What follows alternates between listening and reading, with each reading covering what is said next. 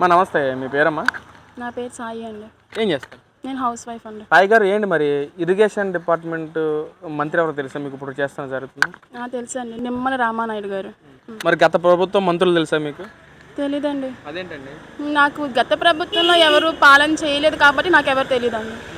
గత ప్రభుత్వంలో అంబటి రాంబాబు, అనిల్ కుమార్ యాదవ్ చేశారు. మరి ఏంటి మీరేం తెలియదు అంటున్నారేంటి అసలు?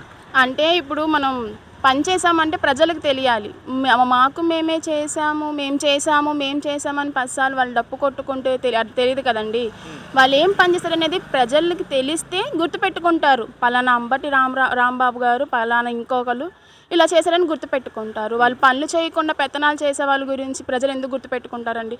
ఈరోజు నిమ్మల రామానాయుడు గారు ఎంతో పనులు పోయినసారి చూసుకుని సరిగ్గా 2 ఏడాదిన్నర క్రితం వరదలు వచ్చాయి విజయవాడలో, మొత్తం మునిగిపోయింది ఎన్టీఆర్ జిల్లా అంతా. అప్పుడు ఆయన ఎంత పని చేశారు. మేమైతే దగ్గర మాకు 6 అడుగులు నీళ్ళు వచ్చాయి. పిల్లలతోటి, చిన్నపిల్లలతోటి చాలా అవస్థలు పడ్డాం.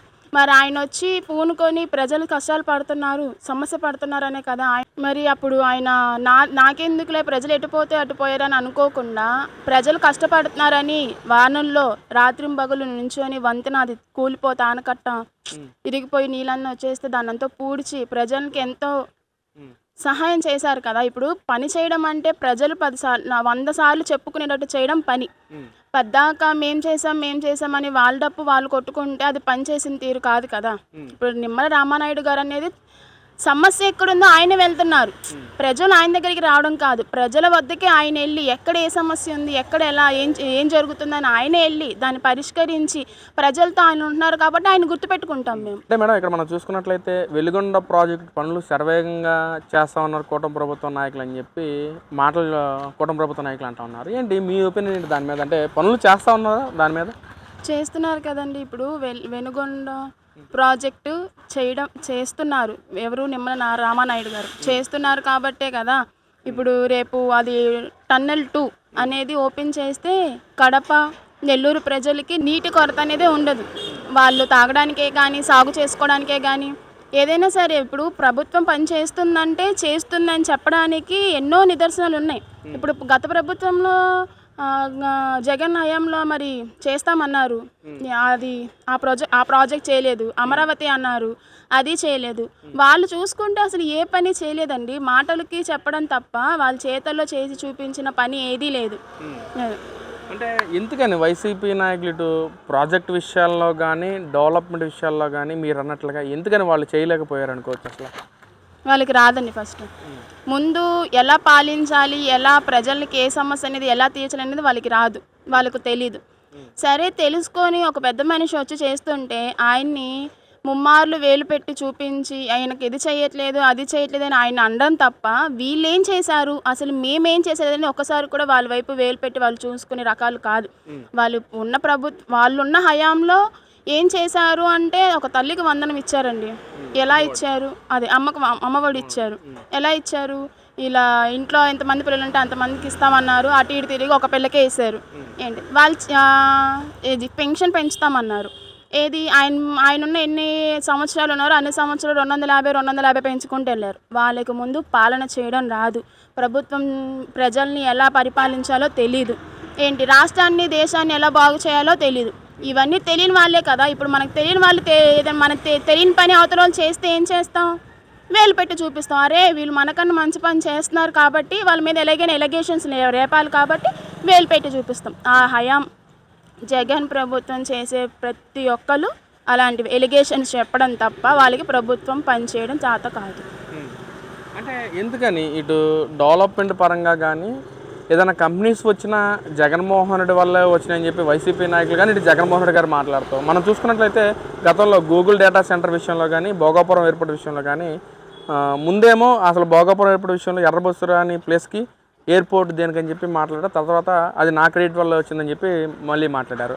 గూగుల్ సెంటర్ విషయంలో కూడా వాళ్ళ ఎంపీనే సాక్షాత్ ఎంపీతోనే కోర్టులో కేసు వేయించి ఎందుకు ఇక్కడ అని చెప్పి పెట్టించి తర్వాత గూగుల్ డేటా సెంటర్ కూడా నా వల్లే వచ్చిందని చెప్పి గొప్పలు చెప్పడం. ఏంటి వీటన్నిటిని ఎలా చూడొచ్చు అంటారు అసలు? ఆయన అంతే కదా. ఇప్పుడు ఆయన చేయరు, చెప్పేది ఏంటి? ఆయన చేయడు. ఆయనకి పాలించడం రాదు, పరిపాలించడం రాదు.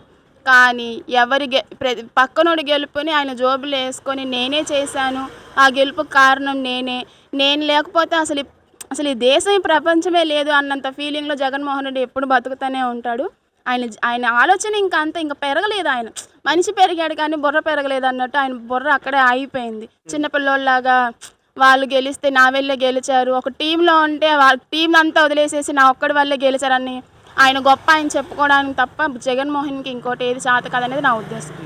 అంటే అసలు ఏదైతే ఇప్పుడు తమిళనాడు ఎలక్షన్స్ కూడా ప్రపంచవ్యాప్తంగా కూడా ఒక దుమారం లేపుతున్న పరిస్థితి, ఆ విషయంలో కూడా జగన్మోహన్ రెడ్డి గారు ఫోటో పెట్టుకుని విజయ్ గెలిచాడు అని చెప్పి కూడా వైసీపీ నాయకులందరూ మాట్లాడుతున్న పరిస్థితి ఏంటి? అంటే జగన్మోహన్ రెడ్డి గారు ఉన్న క్రేజ్ అలాంటిదా? మీ ఒపీనియన్ ఏంటి అసలు నిజంగా విజయ్ గారు జగన్మోహన్ రెడ్డి గారి ఫోటో పట్టుకొని తిరిగారో లేదో మరి మేము చూడలేదండి. ఇప్పుడు చాలా క్రియేటివిటీలు వచ్చేసినాయి కదా, అని ఏవేవో మాకు తెలిసి మేము ఆ మాఫింగ్ ఏమైనా చేసుకున్నారేమో అనుకుంటాము. అయినా ఇక్కడ ఆంధ్రప్రదేశ్ అయిపోయింది, ఇంకా తమిళనాడులో కూడా ఈయన మాట చొప్పున ఈయన చెప్తే ఈయన ఏదో చేస్తే గెలిచే అంత దౌర్భాగ్య స్థితి తమిళనాడుకి లేదని నా ఉద్దేశం. ఆయన విజయ్ గారికి మంచి పేరుంది, మంచిగా ఆయన మీద నమ్మకం ఉంది, ప్రజలకి గెలిపించుకున్నారు. అది తమిళనాడు ప్రజలకు సంబంధించింది. ఆంధ్రప్రదేశ్లో ఉన్న జగన్మోహన్ రెడ్డికి ఏం సంబంధం? అసలు ఆయన ఏం చేశారు? వెళ్ళి చేతులు కట్టుకొని నుంచున్నారు. మరి అదే విషయాన విజయ్కిను ఇటు మన రాష్ట్రంలో ఉన్న పవన్ కళ్యాణ్ గారికి కూడా అంటే ఇద్దరిని కంపేర్ చేస్తున్న పరిస్థితి. అంటే విజయ్ గారు వచ్చి సీఎం క్యాండిడేట్ అవుతున్నాడు, కానీ పవన్ కళ్యాణ్ అక్కడే ఉండి మిగతా పార్టీలకు తొత్తుగా వ్యవహరిస్తున్నారని చెప్పి వైసీపీ నాయకులు మాట్లాడుతున్న పరిస్థితి.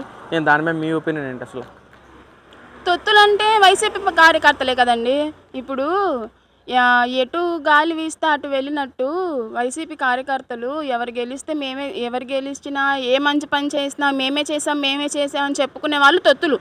పవన్ కళ్యాణ్ గారికి ఏమవసరం అండి? అంత దిగజారిపోయి తొత్తులుగా పనిచేయాల్సినంత అవసరం పవన్ కళ్యాణ్కి లేదు. ముందు పవన్ కళ్యాణ్ గురించి మాట్లాడేంత అర్హత వైసీపీ కార్యకర్తలకి లేదు.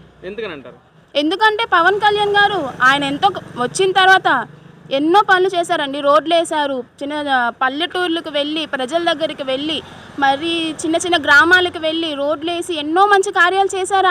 ఆయన గురించి చెప్పుకోవడానికి కూడా ఈ వైసీపీ ప్రభుత్వానికి అర్హత లేదు. వాళ్ళు చేసామన్న పనులు చూస్తే గతంలో రోడ్లు వేసామన్నారు, ఎక్కడ అన్ని రోడ్లు గొంతలు గొయ్యులు ఏంటి యాక్సిడెంట్లు ఎన్ని జరగలేదు. అసలు వాళ్ళు చెప్పుకోవడానికి ఏ పని చేయడం చేత కాక కూటమి ప్రభుత్వం మీద పిచ్చి ఎలిగేషన్స్ చేయడం తప్ప వాళ్ళకి ఇంకేమీ చేత కదండి. మరి రేపు జరగబోయే 29 ఎలక్షన్స్లో కూడా వైసీపీ పార్టీ విజయం మోగిస్తుంది, అది కూడా మహిళల వల్లే అని చెప్పి కూడా మాట్లాడుతున్నారు. మహిళలే జగన్మోహన్ రెడ్డి గారి గెలుపుకి ముందుకు వస్తున్నారని చెప్పి వైసీపీ నాయకులు మాట్లాడుతున్నారు. నేను ఒక మహిళగా మళ్ళీ జగన్మోహన్ రెడ్డి గారి గెలుపుకి ఏమైనా కృషి చేస్తారా మీరు? అస్సలు అది పిచ్చి ప్రశ్న. మేము అస్సలు ఏ మహిళ ఆయనకి గెలిపించడానికి వస్తుందో, ఏ మహిళ ఆయన్ని గెలిపించడానికి ముందుకు వస్తుందో ఒకసారి ఆ మహిళని మా ముందుకు తీసుకురండి. ఆవిడ ఏ రకంగా వైసీపీ ప్రభుత్వం వల్ల లాభం పొందిందో, ఎటువంటి సాయం పొందిందో మేము ఒకసారి ఆవిడని ప్రశ్నిస్తాము. మహిళలు ఎవరైనా సరే కష్టాన్ని చూసి వాళ్ళ కష్టాన్ని తీర్చే నాయకుడికే ఓటేస్తారనేది మా ఉద్దేశం. ఆ కష్టాన్ని తీర్చి ప్రజలకి తోడు ఉండేది కూటమి ప్రభుత్వం. 2029లో కూడా ఖచ్చితంగా కూటమి ప్రభుత్వమే వచ్చింది. జగన్మోహన్కి ఇంకొక అవకాశం మాత్రం ఇచ్చేదే లేదు.